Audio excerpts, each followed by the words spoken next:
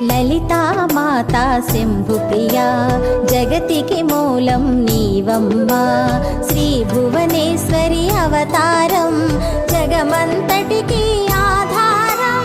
హేరంబునికి మాతవుగా హరిహరాదులు సేవింప చండుని ముండుని సంహారం